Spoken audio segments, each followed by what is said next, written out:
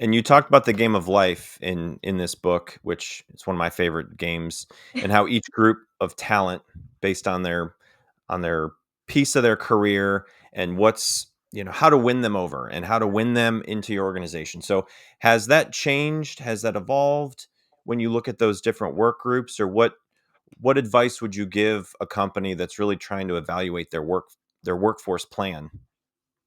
Well, I do think it's still very much like the game of life. And if you have never played this game, and like you, I've probably played it 100 times when my kids were little and when Yeah. I was growing up.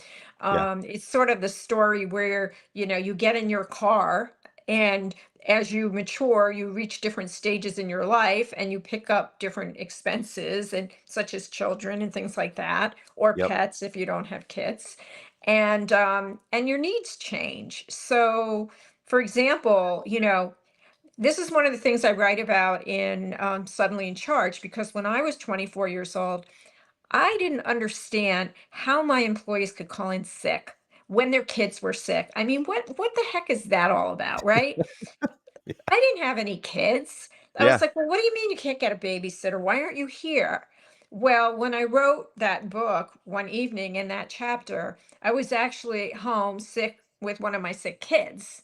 And I was like, oh, that's why this is a challenge for people. They just can't just throw their kid to a babysitter or whatever. Yeah.